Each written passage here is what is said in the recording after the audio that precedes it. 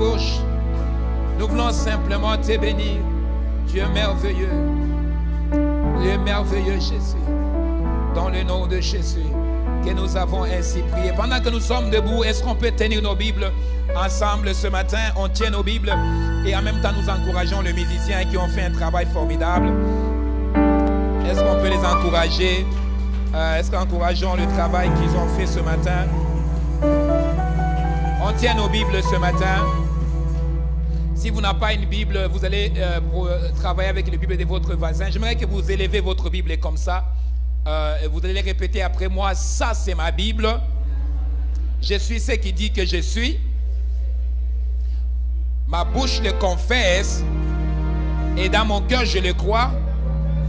Au nom de Jésus, Amen. Amen.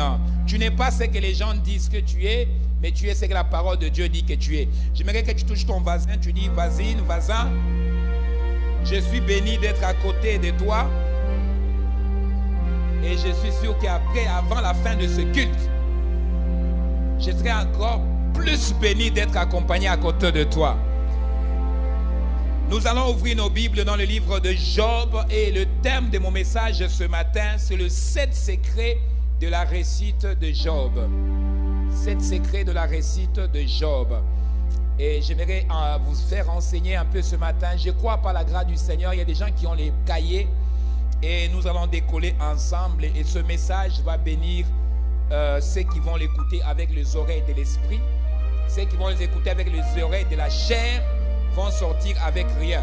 Mais ceux qui vont l'écouter avec les oreilles de l'esprit vont partir avec quelque chose de la part de Dieu. Ce matin, j'ai envie de vous partager un peu mon témoignage. Et pendant que je vais parler de cette histoire ici, je crois que les prochains dimanches, depuis que je suis revenu, le Seigneur il est en train d'amener l'église à une autre vitesse. Mais le diable aussi veut aussi ramener l'église à une autre direction parce qu'il veut empêcher ce que Dieu veut faire. Mais nous allons sortir avec victoire pendant que les enfants de l'école des dimanches, est-ce qu'on peut encourager nos futurs pasteurs, nos futurs apôtres? Est-ce qu'on peut les encourager, nos futurs c'est nos futures prophétesses? Job chapitre 42 et le verset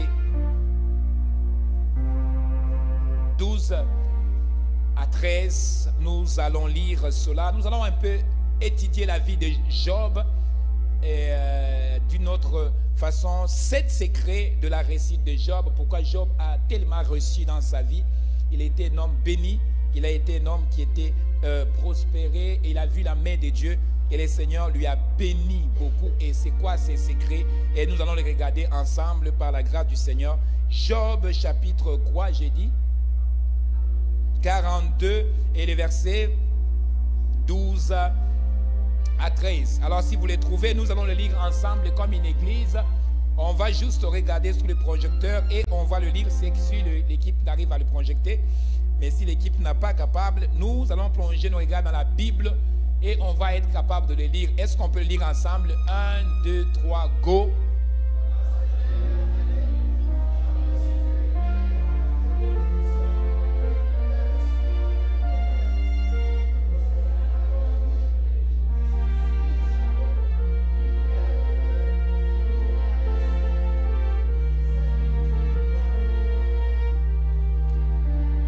Pendant ces dernières années, Job reçut de l'Éternel plus de bénédictions qu'il avait reçu de la première. Il posséda 14 000 brebis, 6 000 chameaux, 1000 paires de bœufs, 1000 ânesses et les 7 fils et 3 filles. Amen. Père, nous bénissons ton nom pour cette parole de ce matin. Nous prions que cette parole nous apporte la vie, que cette parole nous restaure, nous guérit, nous délivre. C'est dans les noms des très hauts que j'ai ainsi prié avec action de grâce. Quelqu'un dise un bon amen vitamineux. Amen. Nous allons parler sur le 7 secrets de la réussite de Job. Et je crois que ce matin, pour ceux qui ont des notes, essayez de développer la mentalité des chrétiens de Béry. le chrétien de Béry que l'apôtre Paul était allé prêcher, c'était des chrétiens qui avaient la soif de la lecture de la parole de Dieu.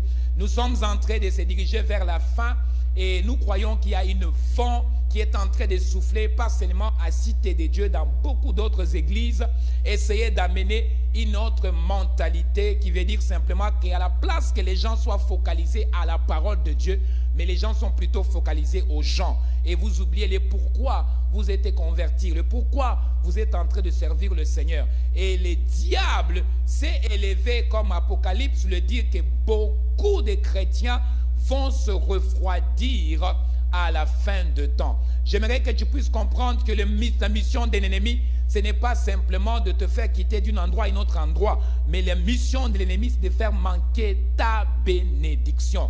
Parce que c'est que les diables, eux, n'est pas contre le fait que tu viennes à l'église, mais le diable est que le fait que tu comprends le ministère, tu comprends les choses de Dieu et que tu puisses aller dans une autre dimension. C'est ça qui dérange le diable. Ça lui dérange beaucoup. Et quand il sait que tu es en train de vouloir arriver proche de toucher quelque chose de la part de Dieu, il va essayer d'amener toutes sortes de vents afin que tu te déconnectes de ce que le Seigneur t'a appelé. J'aimerais que tu touches ton voisin, dit que le pasteur a dit ce matin, reste concentré à ta vision. Reste concentré à ta vision. Le diable est en train de sillonner et la Bible dit que beaucoup de chrétiens abandonneront leur foi et beaucoup de chrétiens qui ont commencé avec le feu, ils ont commencé avec le courage, mais ils vont se refroidir. Mais donc beaucoup de choses peuvent venir pour te refroidir. Hein. Ce n'est pas seulement venir à l'église, il y a beaucoup de choses qui peuvent se passer et que tu vas commencer à te refroidir et tu oublies le but et pourquoi tu as donné ta vie au Seigneur. Nous allons t'entretenir aujourd'hui sur l'histoire de Job. Et je crois de tout mon cœur que le Seigneur va te parler et tu vas comprendre pourquoi Job a été un homme qui était béni comme ça. Et la Bible dit, la première année de Job n'était pas si glorieux que les dernières années. Et c'est pourquoi la Bible dit que la gloire de la deuxième maison sera plus grande que la gloire de la...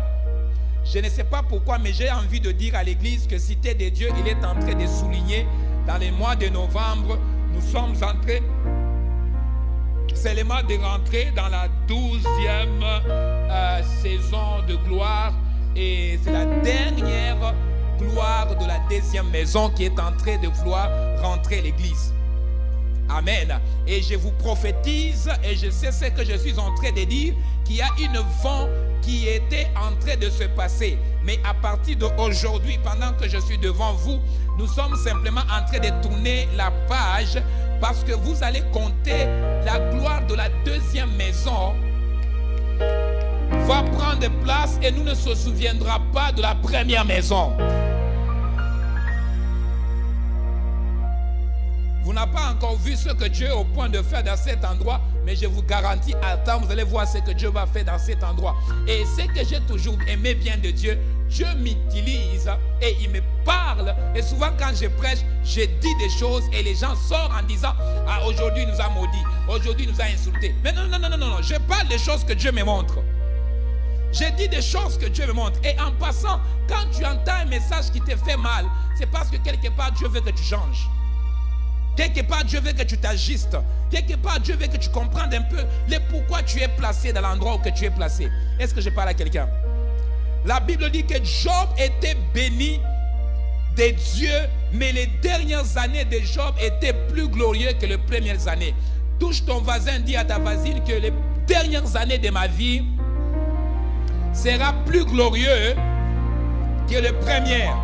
Donc, s'il y a les années en avant ou en arrière, tu as beaucoup échoué, mais je viens simplement de te prophétiser que les prochaines années qui est en train de venir, tu ne mourras pas dans l'état dans lequel tu es. Mais tu ne mourras pas dans l'état dans lequel tu es. Dieu va te gifler avec sa grâce. Dieu va se gifler avec des surprises. Ce que j'aime bien de Dieu, quand il te fait une surprise, les gens sont toujours étonnés de ce que Dieu fait. Ah, les gens sont toujours étonnés de ce que Dieu fait. Dieu a béni Job. Job était tellement béni. Et plus tard dans l'histoire, vous allez voir que la Bible dit, Dieu lui a tellement béni qu'il ne s'est pas rappelé même de la souffrance dans laquelle il a passé. J'annonce à quelqu'un que Dieu va te bénir, que tu ne te souviendras même pas qui t'avait insulté, qui a parlé mal à ton sujet, qui t'a blessé, qui t'a offensé. Et je vous dis simplement que quand Dieu te bénit, tu ne te rappelles même pas de qui t'a critiqué, qui parlait mal de toi. Parce que la plupart de tous ces gens-là seront tes amis. Ah oui, ils seront tes amis. Ils vont commencer même à chercher à être... tu as ton numéro de téléphone, je vais me connecter à elle. Pourquoi? Parce qu'ils ont oublié le mal qu'ils t'ont fait à cause de la bénédiction de Dieu. Dieu a béni Job. Et Job était béni. Mais Job avait un secret qui a fait la réussite. Job avait un secret qui a fait qu'il est parti plus loin et il a pu expérimenter la deuxième gloire. Laisse-moi vous informer simplement que nous ne proclamons pas seulement la deuxième gloire en restant le bras croisé. Mais nous proclamons la deuxième gloire parce que nous voyons déjà l'effort laquelle nous sommes en train de mettre. Il y a quelques années en arrière, quand j'ai commencé NCD, c'était juste une idée. Mais une idée qui s'est transformée à une révélation. Une idée qui s'est transformée à des miracles. Une idée qui s'est transformée à des vies changées. Quand j'ai commencé à citer des dieux, c'était juste 2 personnes dans un sous-sol.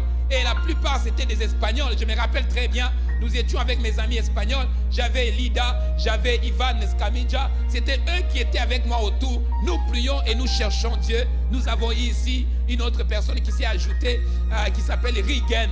Et quand il est venu, un jeune homme passionné de Dieu, un jeune homme qui pourrait simplement venir à la prière, peu importe l'heure, quand vous les mettez. Et je me rappelle un jour, j'étais en train de prier dans 3 jours de jeûne. Le Seigneur m'a parlé. Et la personne qui m'a donné la maison pour prier, il avait tellement peur que je vais mourir. Vous voyez, quelqu'un qui te dit qu'il va prier chez toi et puis il va faire 3 jours à sec. Je dis que non, on va appeler l'ambulance, on ne sait jamais. Hein? S'il meurt chez moi, c'est moi qui vais dans les problèmes. Et pendant que j'étais en train de prier, le Seigneur m'a visité dans ce 3e jour de jeûne, pas manger ni boire. Et je crois même que c'était parmi les jeûnes les plus difficiles.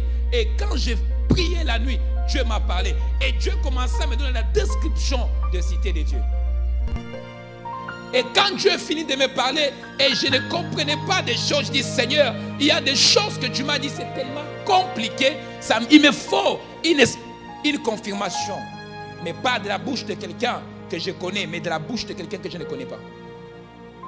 Et les années qui ont suivi, j'ai reçu un homme de Dieu qui s'appelle Mario Mascotte. Pour ceux qui le connaissent, un homme de Dieu qui s'appelle Mario Mascotte est venu dans une église. Et il y a un frère qui m'a invité, qui m'a dit, je veux que tu m'accompagnes, nous allons voir Mario Mascotte. Et Mario Mascotte, quand il m'a vu venir, c'était la première fois que cet homme me voit. Pour ceux qui ne connaissent pas Mario Mascotte, c'est une évangéliste reconnue mondialement. Il enseigne beaucoup sur l'Apocalypse. Il a même ses séries sur YouTube, vous pourrez les suivre. Il enseigne très bien sur l'Apocalypse. En toi, si Mario Scott t'explique l'Apocalypse, tu vas te repentir tout de suite. Et tu n'auras pas envie de dormir encore chez toi à la maison. Parce qu'il explique avec beaucoup de précision. Et cet homme, quand il m'a vu pour la première fois, je ne le connaissais pas. J'étais assis en arrière et je venais simplement de rentrer dans la salle. Il m'a pointé les doigts, il a dit, le jeune homme qui vient d'arriver, je venais simplement d'amener un Camerounais qui s'appelait Joël Oyen au Seigneur, un passionné du Seigneur. Et Joël Oyen, quand je lui ai dit que le Seigneur m'a parlé de la vision de NCD et tout ce que je lui ai donné, il ne m'a pas cru. Il m'a dit, ça a l'air un peu trop comme montage.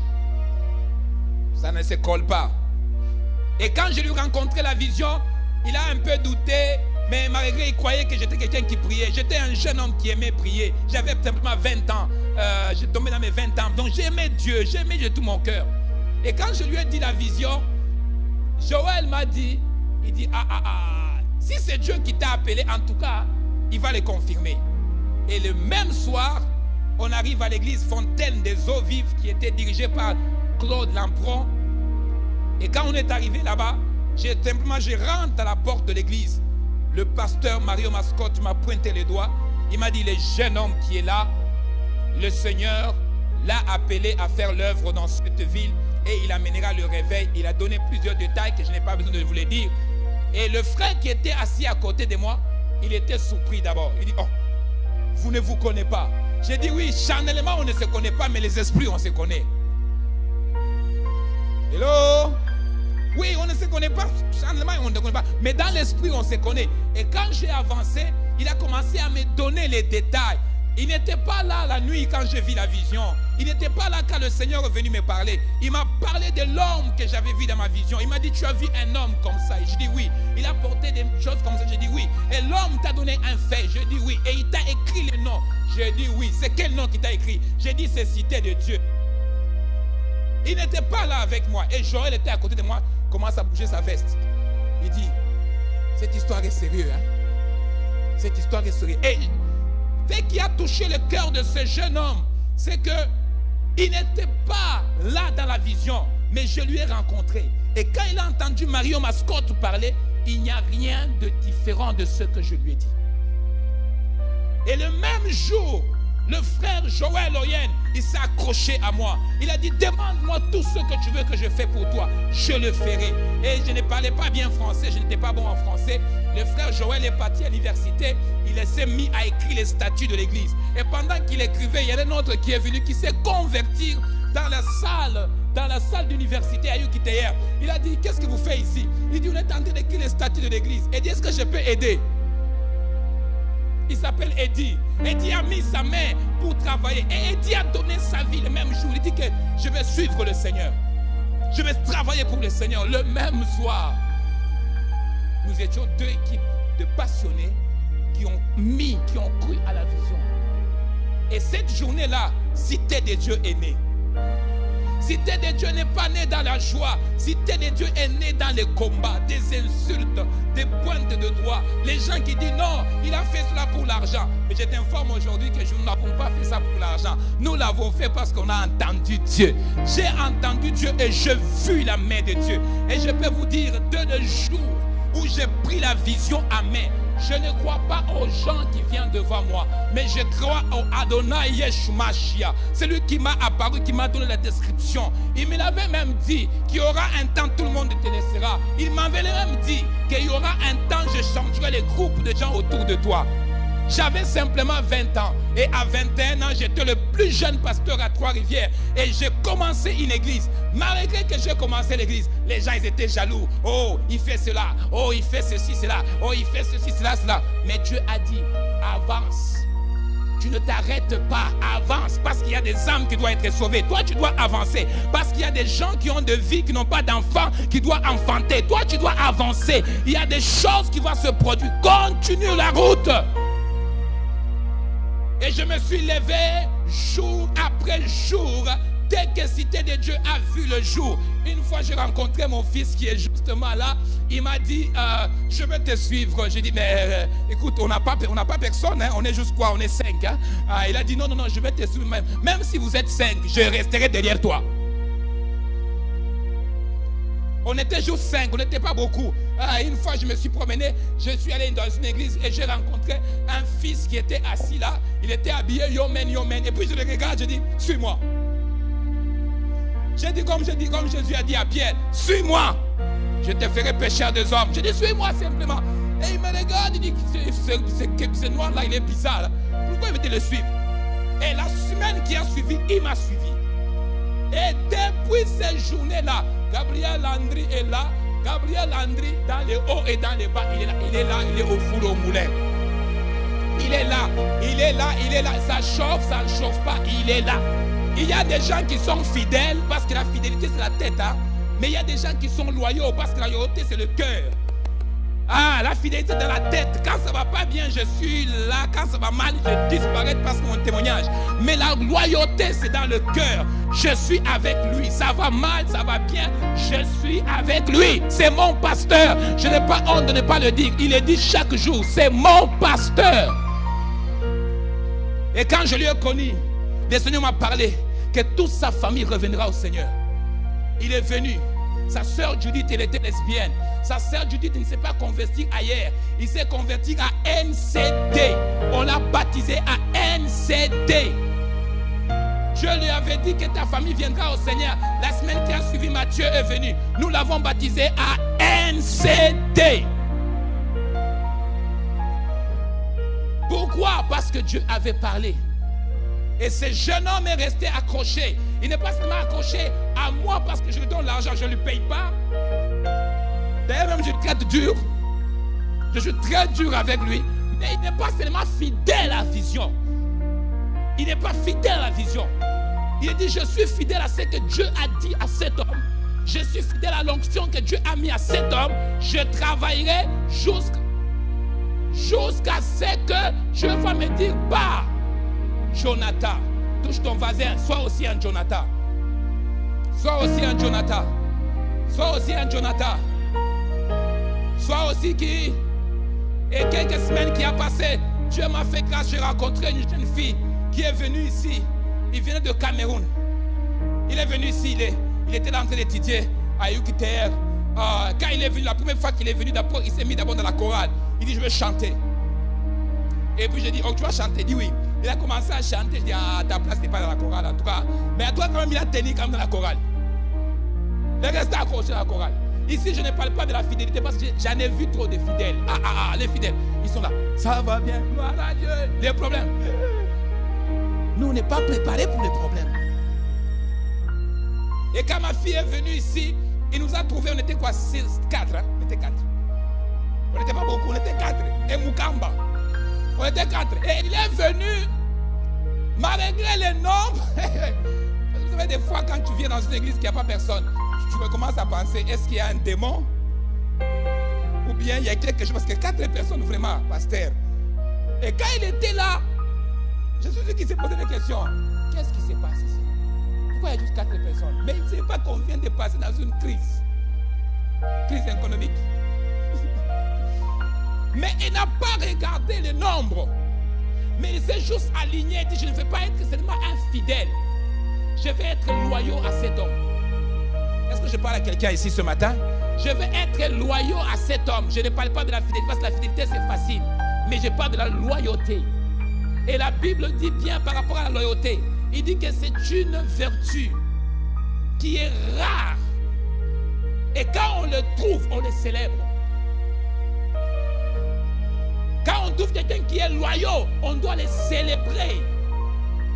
Infidèle, écoute, il est là hein, parce que tout va bien. Attends que ça chauffe.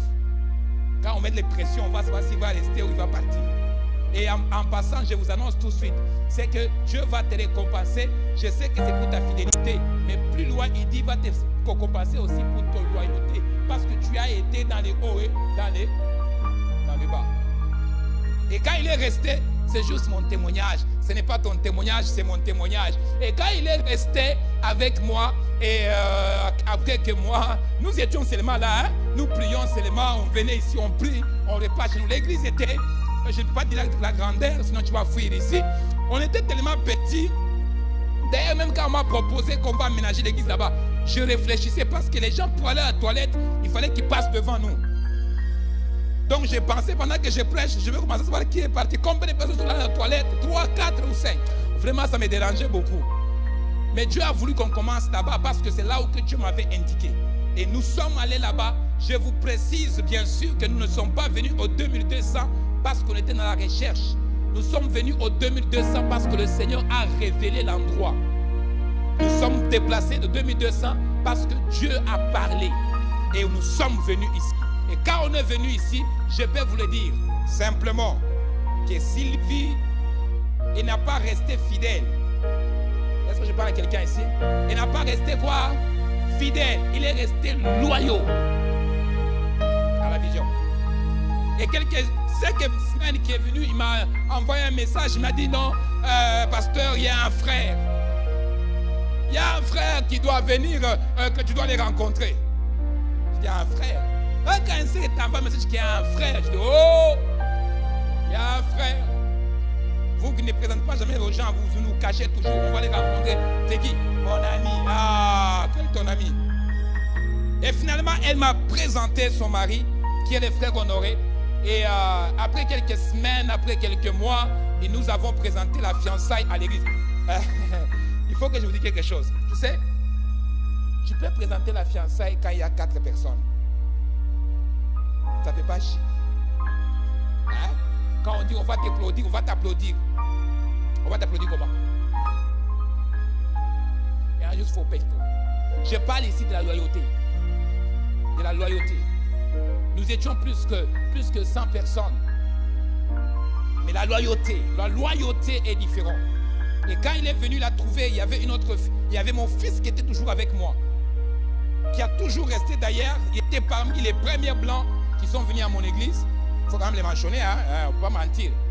Et puis après, il y a les secondes, et puis après, il y a les secondes, et puis après les secondes, et puis après, et puis tout le monde sont venus. Il faut quand même qu'il y en ait un qui reçoit un peu les coups pour baptiser, pour laisser la place aux autres. Et quand Sylvie est venue, et Honoré s'est ajouté, ça fait que nous avons une équipe de gens qui ne sont pas seulement fidèles, mais qui sont loyaux. Mais le Seigneur n'a pas arrêté là. Le Seigneur est parti plus loin. Il m'a amené une autre fille.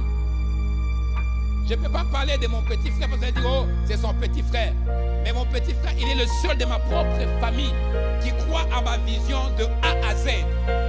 Il peut dormir et réfléchir comme moi. Est-ce que je parle à quelqu'un? Ah, il peut dormir et réfléchir comme moi. Il dort, il dit non, non, c'est mon frère, nous allons être là. Mais ce n'est pas seulement mon frère, c'est mon pasteur. Et il y a quelques semaines après, Dieu m'a béni avec une fille qui est venue ici. D'abord, il a marché, personne ne l'a invité à l'église. Il a marché avec ses enfants pour trouver l'église. J'aime bien quand Dieu t'envoie à la cité de Dieu. Elle est venue en marchant. Il a quitté là où il habitait, d'ailleurs proche de Walmart. Elle a marché jusqu'à notre petit bateau de 4 personnes. Elle est rentrée dans notre bateau. Et quand elle a mis les pieds dans notre bateau, elle n'a jamais quitté le bateau. Qu'il pleut, qu'il neige, elle est là. D'ailleurs, même je le précise, si elle s'absente de l'église, c'est parce qu'elle est en voyage. Hello? Mais je parle ici de Mamagno. Amen. Il y a des gens qui sont fidèles à la cité de Dieu, mais il y a des gens qui sont loyaux à la vision. Amen. Mais je prie que tu sois aussi loyaux à la vision, mais ne sois pas fidèle à la vision. Parce que si tu es fidèle, quand les choses vont se secouer à gauche, à droite, you will run. You will just disappear. Mais quand tu es loyaux, qu'il pleut, qu'il neige, tu ne crois pas à un homme. Tu crois au Dieu de ce qu'il a fait quand tu as mis les pieds ici. Amen. Vous savez ce qui nous tue? C'est parce que nous avons tellement la grade sur la personne. Mais nous oublions aussi que la personne qui est devant nous, il est une personne comme toi, mais il a la grâce de Dieu quand même. Il a la grâce de Dieu quand même. C'est qu'il fait un peu différent. Il a la grâce de Dieu. Mais si je peux simplement rester loyaux à ce que le Seigneur lui a dit, ça peut arriver que les choses ne vont pas comme tu veux. Mais une chose est sûre, quand Dieu parle, sa main l'accomplit. Sa main là. Et après toutes ces choses, tous les parcours, le Seigneur nous a fait quitter d'une place à une autre place. Je vous informe d'ailleurs que ce n'est pas ici que nous allons atteindre des millions, mais c'est ici que l'histoire de l'aventure va commencer. Je n'ai pas entendu ton bon amen. C'est ici que l'histoire va commencer. J'ai déjà fait beaucoup de chemins, mais je sais qu'il me reste encore beaucoup. Mais ici, il y aura quelque chose qui va se passer dans cet endroit. Dans ce bâtiment ici, il y aura quelque chose que l'histoire des Trois-Rivières en parlera. Dans ce mur ici. Pour ceux qui croient que la cité de Dieu va s'arrêter, vous êtes en train de vous tromper. Mais il y a une histoire qui va naître dans ce bâtiment ici. Il y aura des boîtiers qui vont marcher ici. On va nous amener des gens qui sont malades et compliqués, qui vont être guéris dans cet endroit ici. Ce mur de ce bâtiment sera une histoire. Quand on va quitter ici, les gens se souviendront de cet endroit. Ils vont dire qu'on était à 2200 à Saint-Olivier. On a vu les morts ressuscités. On a vu les boîtiers marcher. On a vu des miracles instantanés prendre place dans cet endroit. Simplement, si je ne suis pas prophète de Dieu, mais si je suis prophète de Dieu, vous allez voir de vos yeux, même quand vous ne serez pas ici, vous allez être ailleurs, mais la nouvelle va vous arriver. Parce que vous savez, les bonnes nouvelles arrivent pareil. Hein? Les mauvaises nouvelles vont vite, c'est vrai, mais les bonnes nouvelles nous attrapent toujours. Amen. Hein? Les bonnes nouvelles vont vous attraper partout que vous allez aller. Sachez-les et notez-les que Dieu veut commencer une histoire. Il ne sera pas seulement une histoire de cité de Dieu, mais ce sera l'histoire de la ville. La ville entendra parler de cela. Un monsieur, sans mentionner son nom, garder son statut, il a pris le micro. Il a dit, cette église, pour moi, c'est une miracle. C'est une miracle parce que c'était impossible. Une église qui est née avec 2 personnes, deux Espagnols, et qu'on ne s'attendait pas, l'église s'est implantée. Et l'église continue sans aucune aide financière d'aucune association. Est-ce que je parle à quelqu'un? Mais Dieu tend sa main. Amen. Dieu fait quoi? Tend sa main. Les gens essaient de coller des réputations, essaient de coller ceci. On s'en fout. Nous, on avance parce qu'on croit ce que Dieu nous a dit.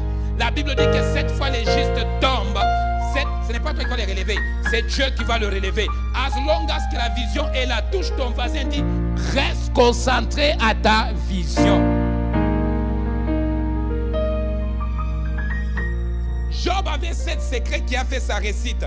Et le Seigneur m'a pris de là où que j'étais et jusqu'à aujourd'hui, je peux vous dire que tout ce que j'ai parcouru, c'est seulement la grâce de Dieu. Parce que moi-même, physiquement parlant, je ne pourrai pas y faire. Mais la grâce de Dieu m'a fait passer par tous ces chemins. Et je le dis même, il n'a pas fini. Il n'a pas fini parce qu'il a encore beaucoup de choses à faire. La première chose qui a aidé Job à pouvoir être prospère, la Bible le mentionne, c'était la sanctification. Dis après moi la sanctification. Maintenant, je vais décoller. La première chose, c'était la sanctification. La sanctification a fait en sorte que Job garde ce qu'on appelle la bénédiction divine de Dieu continuellement sur sa vie. La sanctification de Job consistait à être un homme intègre et droit. Et la Bible précise que c'était un homme qui craignait Dieu. Quand je lisais ou quand j'étudiais, je me suis rendu compte que Job n'était pas un Israélien. Est-ce que je parle à quelqu'un? Job n'était pas un Israélien parce que quand on a donné la description en lisant ou en étudiant la parole de Dieu, parce que c'est temps ici, j'étudie tellement beaucoup la Bible, on se rend compte que Job n'était pas un Israélien, mais il habitait à côté de Jourdain. Et la Bible dit ceci, Job était un homme intègre et droit. Il craignait Dieu. Il craignait Dieu de tout ce qu'il faisait. La sanctification consiste à avoir la crainte de Dieu. Ici, je ne parle pas de la peur de Dieu, mais par contre, je parle de la révérence vis-à-vis à Dieu. Il y a des choses que tu ne peux pas faire, tu le fais. C'est parce que tu n'as pas la crainte de Dieu. Celui qui a la crainte de Dieu ne fait pas des choses pour offenser Dieu, mais il fait les choses pour plaire à Dieu. Est-ce que je parle à quelqu'un? Amen. Et la Bible dit que Job chapitre 1 verset 1 jusqu'à 5. Job était un homme intègre et droit. Il craignait Dieu. Et la Bible le mentionne que Job, il faisait souvent, c'était l'habitude pour lui, question de garder la pureté, la sanctification. La Bible dit ce qui suit. Il dit, Dieu est saint. Et si tu veux t'approcher de lui, tu dois être aussi quoi? Saint. Tu dois être saint. Les anges au ciel chantent et ils s'inclinent devant lui. Il dit, tu es saint, tu es saint, tu es saint. Job avait l'habitude d'appeler ses enfants chaque soir après une fête et aller dans la maison et demander le pardon devant le Seigneur et offrir l'offrande après.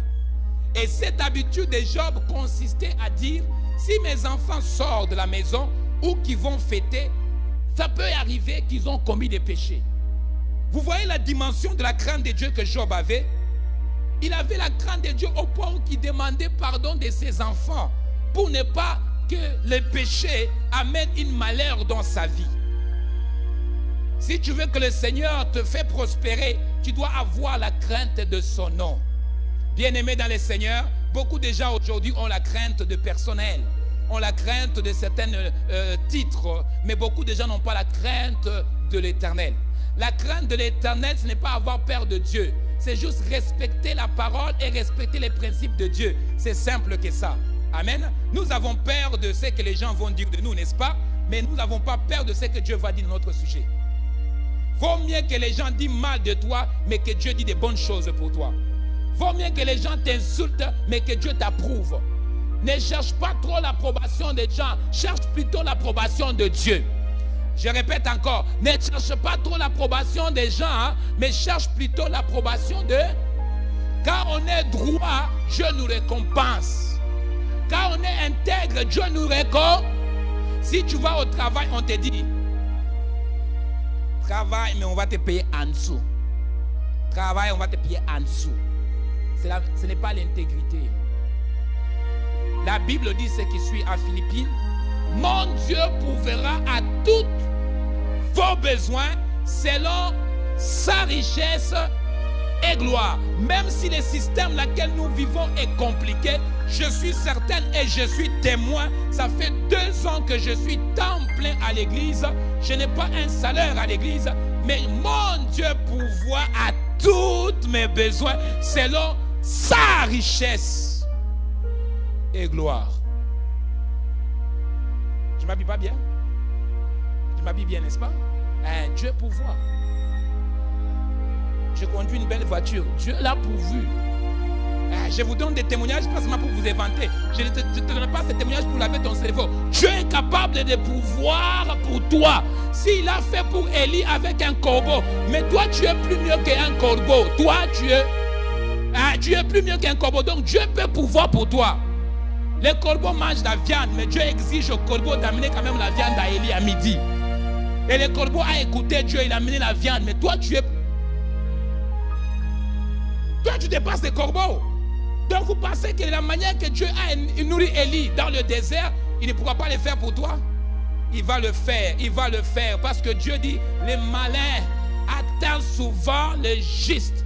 Mais la fin de phrase dit que Dieu les délivre toujours. Toujours, ça veut dire toujours. Si dans ta maison tout ne va pas bien, tu es juste. Tout ce que tu fais, tu restes droit, reste intègre. Les malins attendent souvent les justes, mais Dieu les délivre toujours. Il va te délivrer. Vaut mieux la fin de la chose que le commencement. Attendons, regardons un peu comment ça va finir. Reste seulement droit, marche seulement dans l'intégrité. Dieu va te récompenser. Est-ce que je parle à quelqu'un ici? Dieu va te récompenser. Laisse-le dire ce qu'il veut dire, mais reste seulement droit. Ne cherche pas la compromis. Reste seulement droit. Tu vas t'en sortir. Tu vas t'en sortir. Tu ne mourras pas. Dieu va envoyer un corbeau spirituel qui va commencer à déposer un montant chaque fin du mois dans ton compte. Dieu est capable de le faire. Je suis le témoin. Dieu a élevé une femme à Mississauga. La femme, il s'élève chaque fin du mois. Il dit, je vais bénir les pasteurs. Je vais bénir les pasteurs. Je ne la connaissais pas. Ça a pris plus de 1 an. Jusqu'à un jour, elle m'a appelé. Il m'a dit, moi et mon mari, nous finançons ta vie chaque jour. Ah non, je parle à quelqu'un ce matin. Si tu penses que Dieu ne peut pas te donner à manger, tu es en train de te tromper. Dieu dépasse tes bien-être social. Il est capable de faire au-delà de ce qu'un homme n'est pas capable de faire. Crains simplement Dieu. Reste intègre. Reste droit. Ne fais pas la compromis. Tu ne mourras pas. Reste droit. Le Seigneur va te payer. Ils vont dire que non, lui là il prie. Sa prière lui apporte quoi? La prière que tu fais va te payer. Si les gens dans ta famille ne te respectent pas parce que tu n'as pas l'argent, mais reste droit simplement, ils vont te respecter pour ta droiture. Un jour ils vont dire, lui là il n'a rien mais il est droit. Lui là il n'a rien mais vraiment si on peut écouter des conseils stables, on doit l'appeler. Mais quand tu ne marches pas dans l'intégrité, tu n'attires pas la bénédiction de Dieu sur ta vie. Est-ce que je parle à quelqu'un ce matin? Touche ton voisin, dis voisin, ce message est bon mais n'est pas pour toi.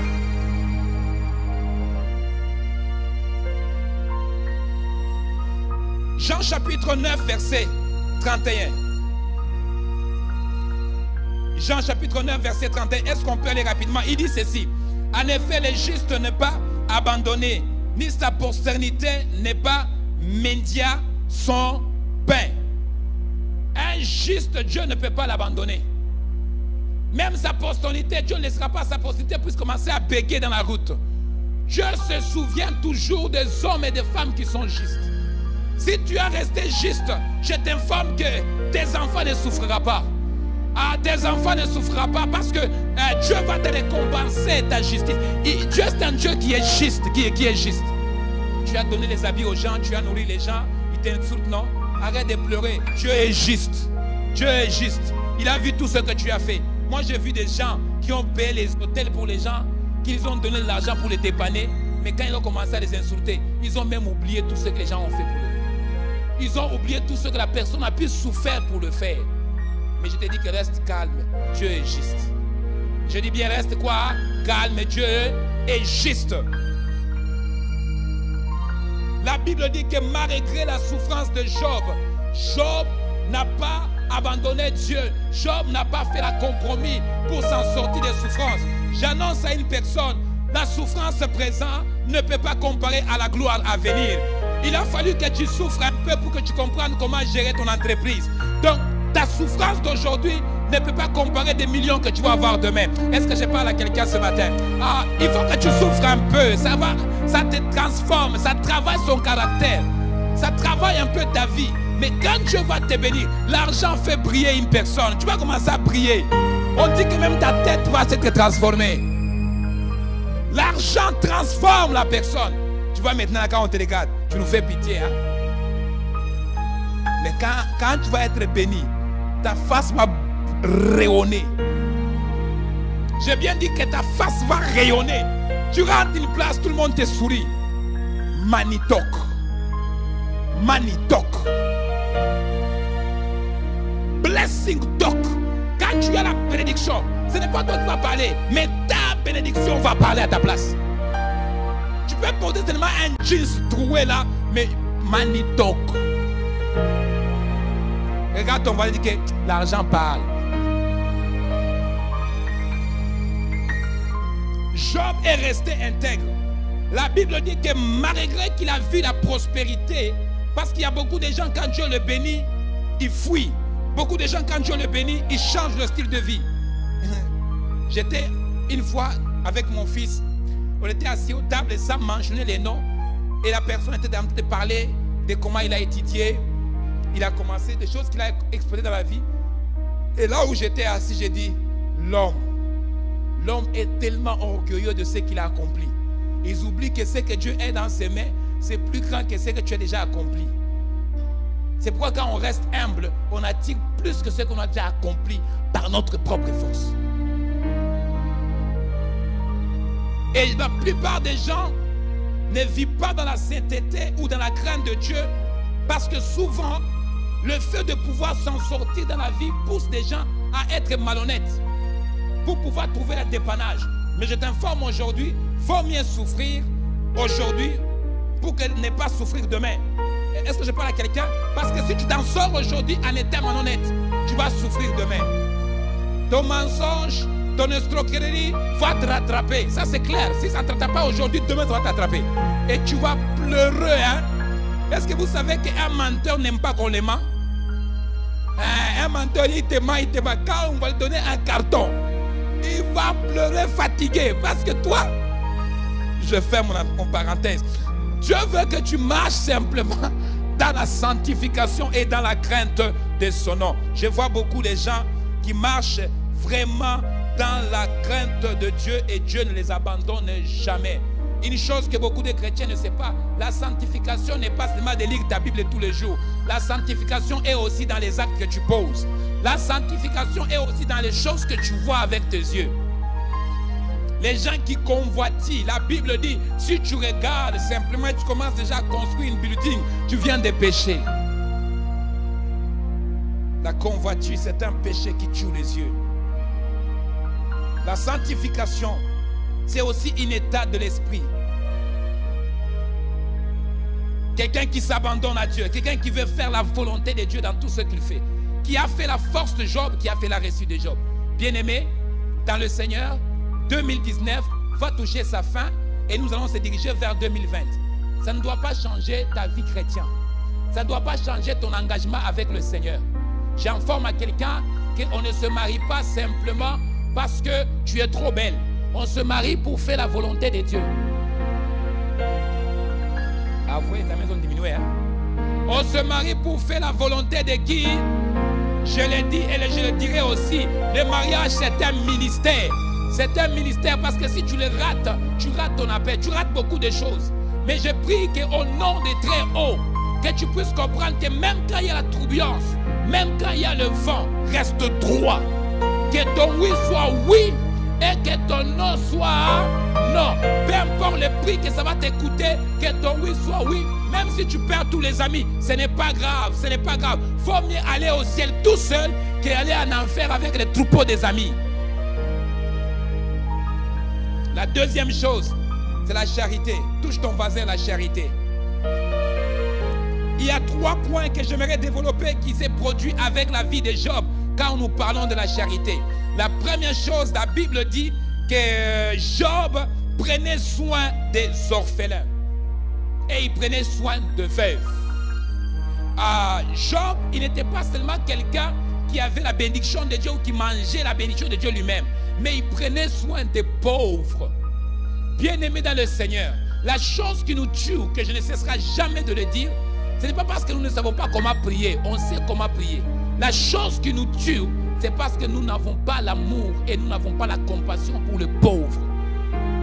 Et en passant, Dieu a dit, il y aura toujours des pauvres parmi vous. C'est à vous d'ouvrir un peu les yeux grands et constater aussi les besoins des autres personnes autour de vous. Job prenait soin des pauvres. Ce qui a fait la réussite de Job, ce n'est pas seulement parler en langue, c'est aussi prendre soin des pauvres. C'était quand la dernière fois que tu as envoyé ton argent à un orphelin? C'était quand la dernière fois que tu as envoyé ton argent aux pauvres? Toi, ton argent, tu envoies toujours à tes tantes, elles sont tes sorciers qui t'ensorcellent tous les jours. Tu envoies toujours à ton oncle, celui qui t'attaque tous les jours, la nuit, qui vient t'étrangler. C'est celui qui mange ton argent. Donc les pauvres et les orphelins ne t'occupent pas. Ta charité doit être aussi, prends soin de qui? De qui? La première chose que Job a fait, il a mis son amour envers celui qui n'avait pas. Et il s'est préoccupé de ceux qu'on appelait des orphelins. Quand nous parlons d'orphelins, je suis allé à Kinshasa et j'ai vu une famille qui m'a beaucoup touché. C'est une famille qui est composée simplement de grands frères et de sœurs. Papa et maman est mort à la guerre et mon cœur a été brisé. Et il mange simplement quand le frère va travailler. Et le frère travaille tellement dur pour prendre soin de toutes ses sœurs, payer l'école et faire toutes ces choses-là. Et mon cœur m'a tellement été brisé. Et quand j'étais assis là-bas, j'ai pris l'argent que j'avais sur moi, je les ai bénis. Et je crois vraiment de tout mon cœur que nous devons prendre soin des pauvres. Nous devons prendre soin aussi des veuves. Les gens qui n'ont pas maman, qui n'ont pas papa, des orphelins, nous devons s'en occuper aussi. Nous devons jouer le rôle de bénédiction à ces personnes. C'est le secret qui a fait que Job a réussi. C'est le secret qui a fait que Job, Dieu lui a donné encore beaucoup d'autres bénédictions. La deuxième chose, dans le trait de la charité, c'était que la Bible dit que Job était l'œil de l'aveugle. Il était les pieds de boiteux. Ça veut dire que Job s'occupait des aveugles. Toi, quand tu vois un aveugle, comment tu te comportes? Il y a même des gens, même dans un centre commercial, vous n'êtes même pas capable d'ouvrir la porte à un aveugle qui est en train de sortir. Vous aimez beaucoup parler en langue, hein? Mais quand tu vois un boiteux, comment tu fais? Je sais qu'il y a des chrétiens qui se moquent de boiteux. D'ailleurs, même je me rappelle une fois quelqu'un qui s'est moqué d'une personne vieuse parce qu'il est tombé. Il est tombé, il y a la glace. Tu es né de nouveau. Tu te moques des vieux qui est tombé. Toi aussi, on te moquera de toi quand tu vas glisser dans la neige. Job était l'œil de l'aveugle. C'était quand la dernière fois que tu as pris soin de quelqu'un qui ne voit pas? C'était quand la dernière fois que tu t'es occupé de quelqu'un qui boite? Toi, tout ce que tu vois, c'est seulement l'argent. Mais tu oublies que l'argent vient aussi quand tu commences d'abord par pratiquer la charité. Job était l'œil de l'aveugle. Touche ton voisin, dit que j'ai pris que tu sois aussi l'œil d'une aveugle. Job chapitre 29, versets 15 à 16. Pour ceux qui ont des Bibles,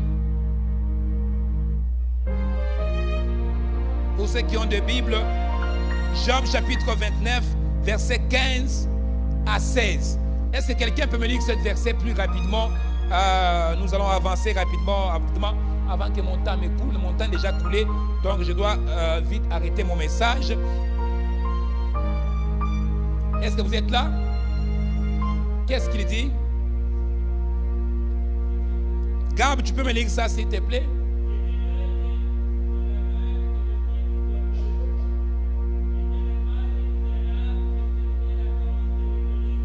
La Bible dit qu'il était le père de qui?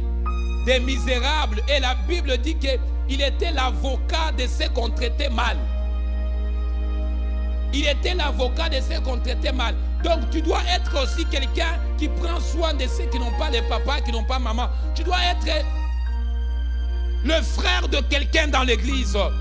Tu dois être le sœur de quelqu'un dans l'assemblée. Bien-aimé, ces choses-là, ça doit être des choses qui doivent être praticables dans l'église. Ça doit être les choses que les enfants de Dieu doivent les avoir. Soit le père pour ceux qui n'ont pas, soit le frère pour ceux qui n'ont pas un frère. Arrêtez de voir des révélations de mariage partout. We break that spirit.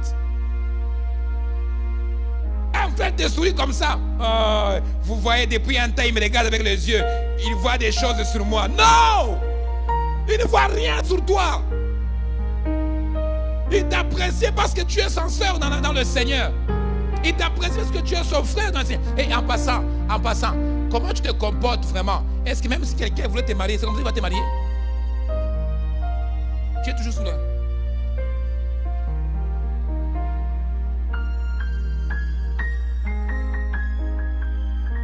Et la Bible mentionne encore qu'il était avocat pour ceux qui ont été maltraités. Donc les gens qui sont maltraités, tu dois être capable de prendre la défense de ce genre. Je suis contre les gens qui disent toujours, moi je vais être neutre. Je ne peux pas qu'avoir des problèmes avec toi ou l'autre. Non, tu es capable d'avoir un discernement, dire que non, toi tu as tort, tu as mal agi, ce n'est pas correct. Job il était. La charité consiste à dire la vérité aussi. La charité consiste à dire la vérité. Même quand ça fait mal, dis-le. Ah, est-ce que je peux avancer? Je ne vais pas traîner là-dessus, sinon vous allez m'haïr après la prédication. La troisième chose qui a fait la force de Job, ce n'était pas seulement la charité, mais la persévérance. Job a persévéré. Donc vous devez comprendre que dans le malheur de Job, il a persévéré vis-à-vis à ce que Dieu lui avait fait dans la première visitation. Il a persévéré, peu importe les choses qui étaient autour de lui. Job n'a pas abandonné Dieu. Est-ce qu'on peut lire ce verset? Ça c'est mon verset préféré de la Bible. Job chapitre 1, verset 21.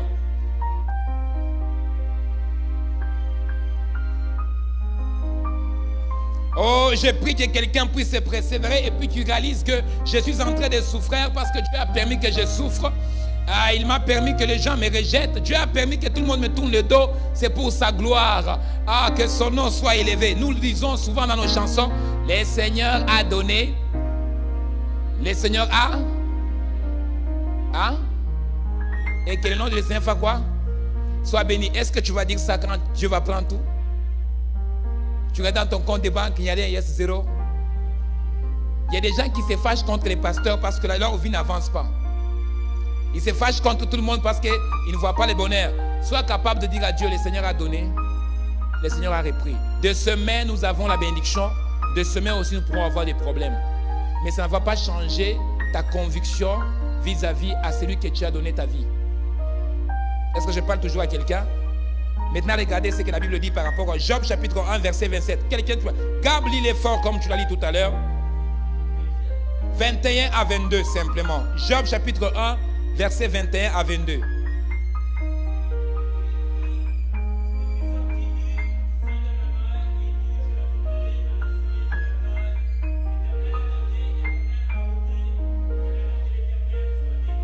Amen. Job a persévéré et vous devez comprendre que quand Dieu nous demande de persévérer, c'est souvent quand nous traversons de moments difficiles. Quand nous sommes dans notre étape de notre vie où nous se posons les questions, est-ce que nous allons s'en sortir? Je nous parle aujourd'hui, ce matin, que tu dois persévérer dans la situation dans laquelle tu es présentement. Job avait tout ce qu'un homme peut avoir sur la terre. Mais Dieu a permis que Job perde tout ce qu'il avait pour voir si le cœur de Job était attaché à Dieu ou au matériel. J'annonce à quelqu'un, touche ton voisin, dis à ton voisin, sois pas attaché au matériel, mais sois attaché à Dieu. Quand on est attaché au matériel, quand les matériels ne seront pas là, nous pourrons insulter Dieu. Nous pourrons aussi ne pas venir à l'église. Je parle à quelqu'un ce matin que le matériel est bien, mais il est aussi mauvais. Parce que beaucoup de gens, Dieu les a bénis, ils ont tourné le dos. Et beaucoup de gens aussi que Dieu les a bénis, ils sont restés fidèles.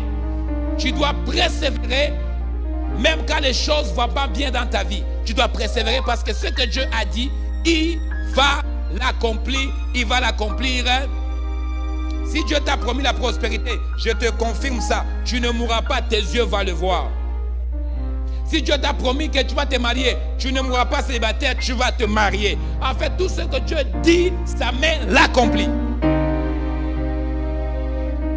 Pour venir au Canada, Dieu nous a dit d'aller au Canada. Nos voisins ne croyaient pas. Ils disent c'est impossible, ils vont aller au Canada. Canada, bon ami, on parlait avec mon beau-frère. On disait que quand tu entends Canada en Afrique, ça sonne pas mal, ça sonne vraiment très bien. Mais ce n'est pas tout le monde qui rentre. Tu peux mettre sur ton Facebook où tu habites à Montréal, mais tu n'as jamais mis les pieds à Montréal. Tu peux mettre sur ton Facebook où tu habites à Trois-Rivières, mais tu n'as jamais mis ton pied à Trois-Rivières. Mais toi, tu es là, tu es comme, je suis à Trois-Rivières, mais mon ami, il y a des ministres, il y a des avocats, il y a des gens qui ont d'argent. Mais quand on leur parle de Canaan, il t'envie. Il ne sait pas que des fois tu manques à manger, mais il t'envie pareil. Tu dois persévérer. Job a persévéré, mais regarde la persévérance de Job que j'aime. Job ajoute, pendant le temps de persévérance, il dit, je suis venu nu de la vente de ma mère et je partirai. Hello? Ça veut simplement dire, je suis venu sur cette monde avec rien. Je veux repartir chez mon papa avec rien. Je m'excuse, quand tu vas mourir, on ne va pas t'enterrer avec ton compte de banque. Tu sais, quand on dit aux gens, venez prier, hein, les gens disent toujours, ah, je suis occupé, hein, mon travail. Quand tu vas mourir, même le travail va placer quelqu'un d'autre. Quand tu vas mourir, les assurances ne t'appelleront plus. Quand tu vas mourir, ta voiture ne sera pas déplacée. Il y a des gens qui aiment tellement trop leur voiture, c'est comme s'ils deviennent des idoles de leur voiture. Il y a juste un petit graphite sur la voiture. Qui a fait ça? Ça m'a coûté trop cher. J'ai payé trop cher. Tu es venu nu, tu repartiras nu. Tu es venu avec rien, tu repartiras avec rien. Oh, pasteur, j'ai acheté des choses, j'ai acquis des choses. Quand on va t'enterrer, on va juste te donner une veste. D'ailleurs, si tu ne l'aimes pas, ce n'est pas ton problème. On va quand même te donner cette veste-là. Avec une cravate, on va te les forcer de les porter. Et les autres choses autour de toi, oh, tu ne t'occuperas pas. C'est comme ça un homme riche qui a dit à ses enfants que quand je vais mourir, je dois mourir avec tout mon argent. Et son premier-né a dit, oui, oui, papa, on va faire un chèque de tous tes biens. Et on va signer et on va les mettre dans les cercueils. Vous êtes d'accord avec moi qu'il ne va pas l'encaisser? Et l'enfant a écrit les chèques de tous les biens de son père et il lui a demandé pendant qu'il était vivant de signer son chèque. Et quand on l'a mis dans le tombeau, le fils a pris les chèques, il a quand même introduit ça dans le cercueil. Juste pour le dire à papa, là, c'est fini. Même à la banque, on ne peut plus t'accepter. Parce que quand tu vas venir à la banque, tu vas devenir un fantôme. Touche ton voisin que tu es venu avec rien, tu vas partir avec rien. Là, Job a amené cette illustration simplement pour te faire rappeler que peu importe le problème que tu fais face aujourd'hui, tu ne peux pas abandonner. Tu dois continuer parce que celui qui t'a placé sur cette terre, c'est Dieu. Il a déjà mis tout danger devant toi. Il sait que tu vas arriver. C'est juste une étape comme Mario Bros. Tu dois finir cette étape-là et ensuite il y a une autre étape et ensuite il y a une dernière étape. Là, tu seras couronné. Il suffit seulement que tu donnes un peu le pouce, tu te lèves un peu le matin. Nous savons que c'est difficile d'étudier, mais persévère simplement. Bientôt tu auras ton diplôme et bientôt tu auras ton travail. Donc essaie un peu juste de donner un coup de pouce. Tu vas arriver. Job a persévéré. Et en passant, Job n'a pas simplement persévéré quand il était dans les bonheurs. Il a persévéré quand tous les biens qu'il avait, Dieu l'avait pris. Tu peux persévérer quand tu sais que tu as à manger à la maison. Mais c'est difficile de persévérer quand tu n'as rien dans ton frigidaire. Et je termine avec ce verset. Et la Bible dit ce qui suit. Job chapitre 2, verset 9. Est-ce que vous savez que pendant que Job était en train de persévérer, il ne persévérait pas seulement, mais la Bible dit qu'il est resté fidèle à Dieu. Il y a la différence entre quelqu'un qui persévère et qui n'est pas fidèle à Dieu. Mais il y a des gens qui persévèrent mais qui restent fidèles à Dieu. Un secret que je peux vous donner. Si tu veux réussir dans ta vie, apprendre à fermer les oreilles et ouvrir tes yeux. Je répète encore. Apprendre à fermer quoi?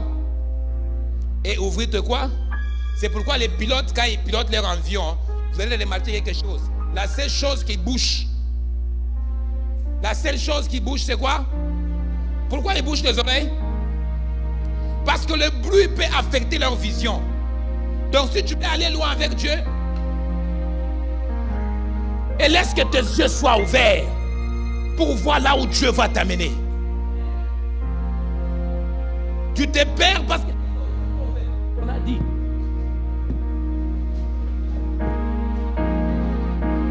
Et plus que tu fais ces mouvements, ta vision n'est pas stable. Tu perds ta vision.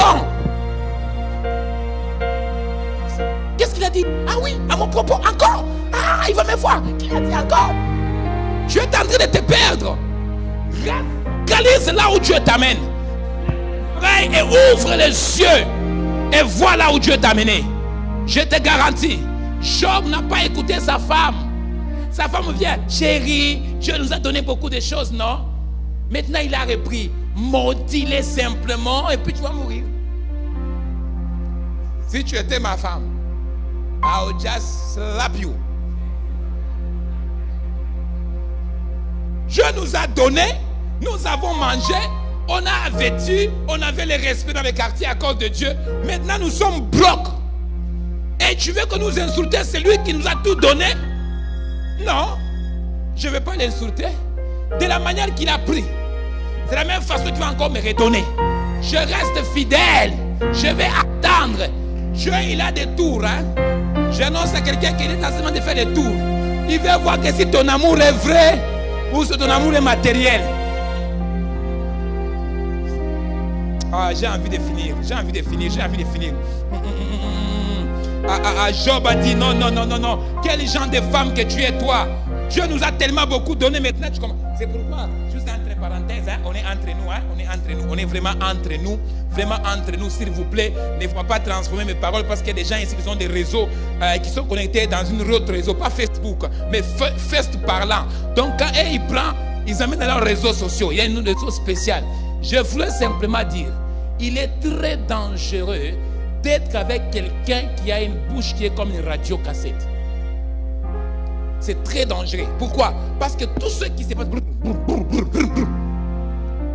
il faut être toujours aussi entouré par les gens qui restent en main calme. Parce que la Bible nous dit simplement que notre Dieu n'agit pas toujours dans les bruits. Il agit aussi dans le silence. Si tu as des amis qui passent toujours leur temps à te dire, ah tu peux pas. Change un peu. Trouve le frère là qui te donne seulement les souris et puis il ne parle pas. Parce que tu vois dans son silence, il est en train d'examiner un peu la situation. Et quand il va parler, les choses qu'il va dire, c'est un peu de l'allure que d'être entouré avec des pigeons qui tout le temps. Et les hommes n'aiment pas marier une femme qui parle. Je ferme mon parenthèse.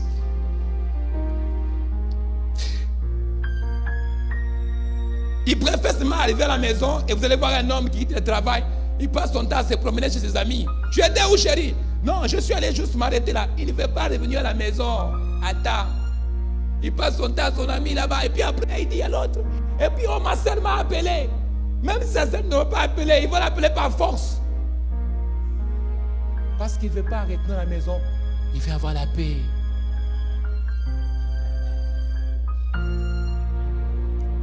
Job 2, 10. Et nous clôturons cela. Et la Bible dit que Job avait tellement confiance en Dieu. Quand tu persévères, tu dois avoir confiance en ton Dieu aussi. La confiance est une arme efficace. Tu dois avoir confiance en ton Dieu. C'est lui qui t'a pris de la poubelle, qui t'a fait assis avec les grands. Tu dois avoir confiance en lui. Amen. Il y a une chose que Dieu ne peut pas.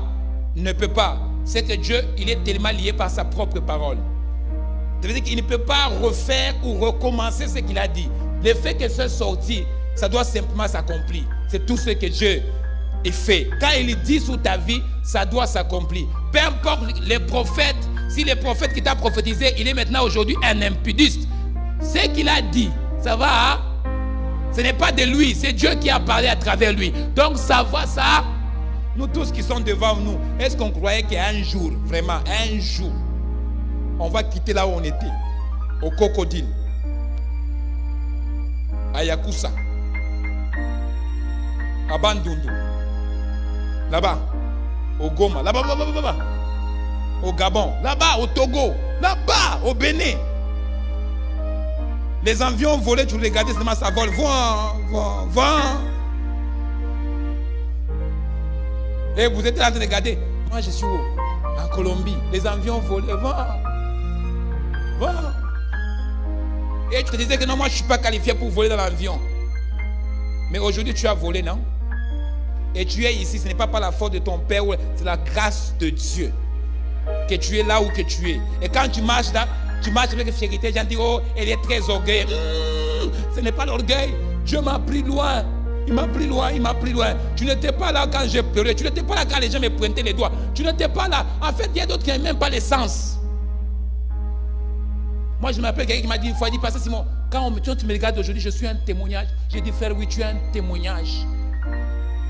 Tu es un témoignage parce que quelqu'un ne pourra pas croire que quelqu'un comme toi accomplit quelque chose dans la vie. C'était impossible. Mais Dieu l'a fait. Dieu l'a fait. Et s'il l'a fait pour toi, je te le garantis qu'il le ferait et il va le faire encore. Juste en parenthèse, je le ferme vite. Et quand Dieu te bénit, il est fait pour rendre un peu tes ennemis nerveux.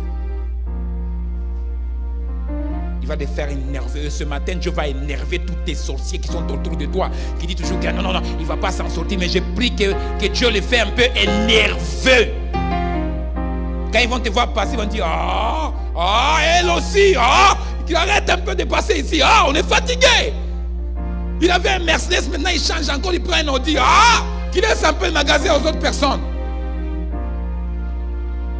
Vous voyez quelqu'un qui s'est fâché, Dieu, il est pourquoi? Parce que Dieu m'a béni. Il s'habille trop, qu'il ralentit un peu. Il est toujours chic là, non? Qu'il laisse un peu de place aux autres personnes. Mais c'est quoi ton problème? C'est comme ça que Dieu bénit les gens et puis tu es... Je vois un frère, Dieu lui a tellement béni. Quand il arrive à l'église comme ça, il n'a pas seulement une entreprise, il a beaucoup d'entreprises. Lui, quand il arrive à l'église, les annonces qu'il donne à l'église, c'était pasteur, nous voulons quand même qu'à l'église, il y a les ingénieurs qui ont fini, nous voulons les engager dans notre entreprise. Maintenant, il y avait une sœur. Chaque fois quand il voyait ce frère, il est très orgueilleux. Il est très orgueilleux. Lui, il faut que Dieu le brise. Mais le frère ne parlait pas. Chaque fois qu'il venait, la soeur disait, le Seigneur m'a parlé. Tu dois être brisé par lui. Alors un jour, je finis avec ça. Un jour, le frère est venu, il a demandé au pasteur de donner un peu son témoignage à l'église. Et le pasteur dit, oui, donne ton témoignage. Quand il a pris le micro, il a dit aux gens, soyez bénis. Vous avez les gens à l'église, tout le monde regarde et dit, c'est sûr que tu es béni, non? Toi, tu es béni, tu es en train de briller. Et il a commencé à parler, il dit, la plupart de vous, vous ne me connaissez pas, mais j'ai passé toute mon enfance à dormir dans les cartons dehors. Et quand j'ai commencé à travailler, je n'ai pas commencé comme ça, j'ai commencé d'abord à balayer dans des toilettes. Quand on parle des toilettes, vous pensez aux toilettes au Canada. Et au Canada, il y a des toilettes, non? Chic. Et il a commencé à parler. Il a dit qu'avant même de venir à cette église, j'ai passé mes nuits sur un pont. Il a mentionné le nom du pont là au Nigeria. Il dit, il dormait sur ce pont là. Et j'ai fait mes études en ligne. Et je n'ai même pas fini mes études. Les gens te comptent. Il dit que celui que vous voyez devant vous, c'est la grâce de Dieu qui m'a donné tout ce que j'ai aujourd'hui.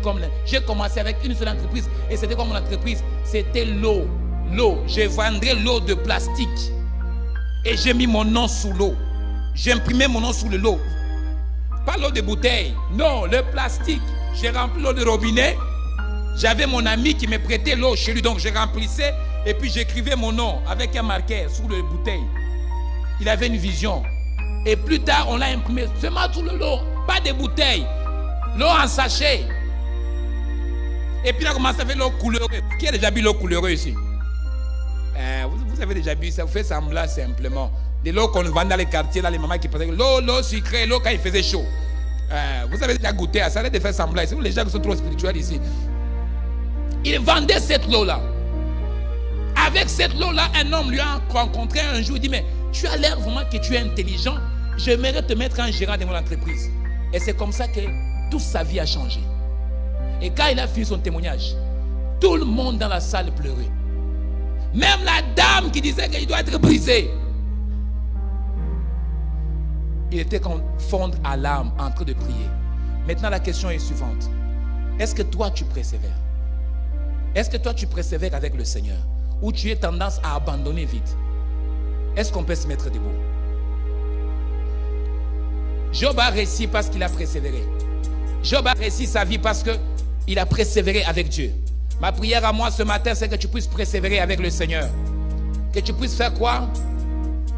Que tu puisses persévérer avec Dieu. Parce que Dieu ne va pas seulement te récompenser en courant de chemin, il va te récompenser à la fin de ta course. Et ce matin, j'aimerais que tu pries avec moi. J'aimerais que tu touches à gauche et à droite. Il doit y avoir une personne qui a besoin de prier avec toi. Et cette personne, tu vas tenir ta main. Et tu vas prier avec cette personne. Tu vas dire, Seigneur, j'ai prié que tu donnes à cette personne la force de persévérer. Même quand les choses vont aller mal dans sa vie. Qu'il puisse persévérer. Parce que en persévérant, tu vas les récompenser à la fin.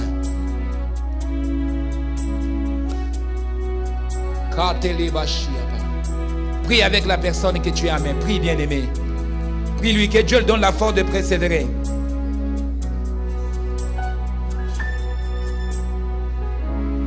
Alléluia.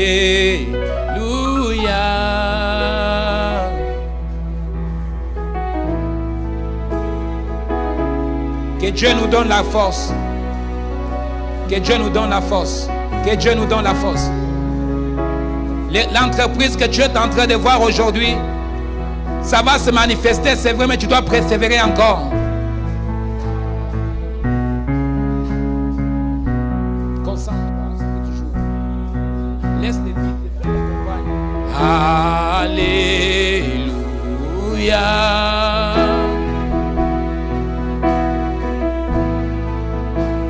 Prie, prie pour ton frère. Il est découragé, c'est parce qu'il y a beaucoup de choses qui sont en train d'arriver avec lui. Mais que Dieu lui donne la force de persévérer. Touche la main d'une personne, trouve quelqu'un, prie avec. Déclare ces choses sur sa vie.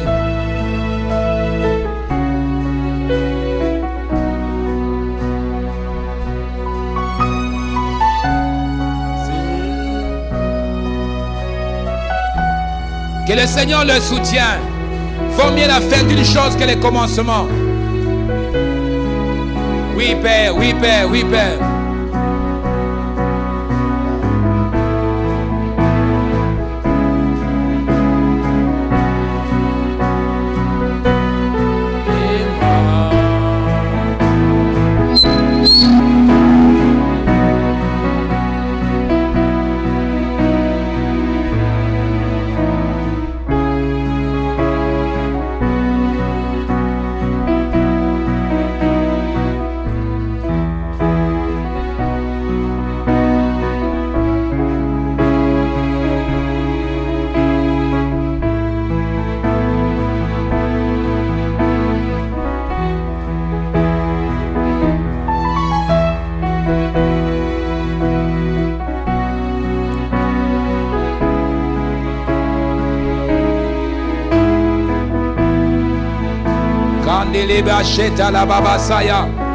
Que le Seigneur lui donne la persévérance, que le Seigneur lui donne la crainte de son nom.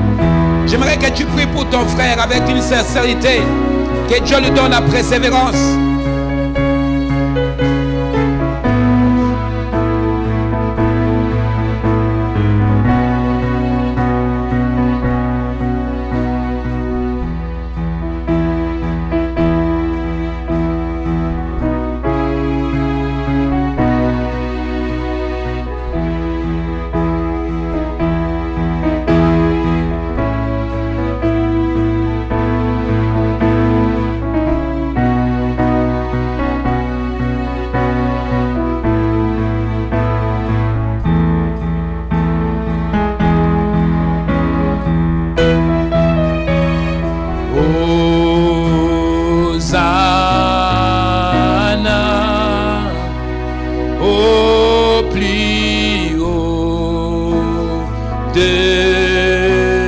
cieux, que notre droit soit glorifié. Hosanna.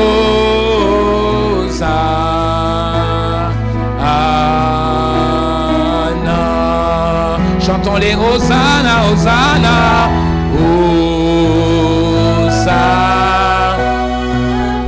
Au plus haut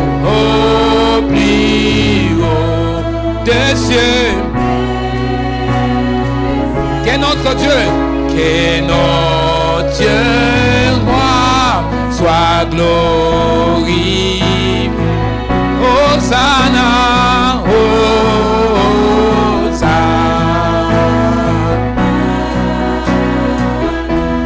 Jésus, nous t'élèvons plus, nous t'élèvons plus haut, nous t'élèvons plus haut. Chantons-les, dit Jésus, Jésus, nous t'élèvons plus haut, plus haut, nous t'élèvons plus haut. Encore une dernière fois, Jésus, Jésus, nous t'élèvons plus, nous t'élèvons plus haut, nous t'élèvons plus haut. Chante-les avec moi, Jésus, Jésus, nous t'élèvons plus, nous t'élèvons plus haut.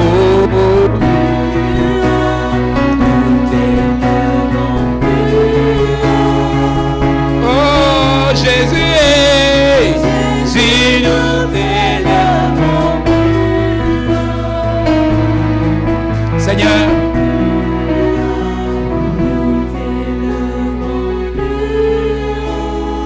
Seigneur, tu me parles de quelqu'un qui est découragé, tu me parles et je prie, Seigneur, que tu mets ta main là où la personne se trouve. Que tout découragement d'ennemi vis-à-vis à ceux qui les veulent faire, je prie que tu l'enlèves au nom de Jésus. Seigneur, que tu le fais comprendre que Job a tout perdu, mais il n'a pas abandonné. Il n'a pas abandonné. Seigneur, que tu donnes le courage à quelqu'un ici, que tu donnes l'amour à quelqu'un ici. Et quand il va quitter cet endroit, je lui ai partagé mon témoignage, mais qu'il réalise qu'il y a une vision, et cette vision doit s'accomplir. Que tu donnes la capacité de fermer ses oreilles, mais plutôt d'ouvrir ses yeux, de pouvoir rester focus à la vision que tu lui as donnée. S'il était appelé à finir ses études, donne-le le courage de terminer ses études. Et enlève le mensonge d'ennemi qui ne peut pas arriver. Mais fais-donne la confiance qu'une maison peut être encore construite avec Dieu. Je prie, Seigneur, que tous les découragements qui étaient dans son cœur, que tu les enlèves dans le nom de Jésus. Et parce qu'il a touché la main de quelqu'un ce matin, que tu le fais grâce. Que tu le fais grâce. Parce que c'est dans ta parole que tu as dit, là où 2 ou 3 signent ensemble, toi tu es au milieu d'eux. Je prie que tu le fais grâce au nom de Jésus, que j'ai ainsi prié. Est-ce que quelqu'un peut donner une bonne acclamation ensemble?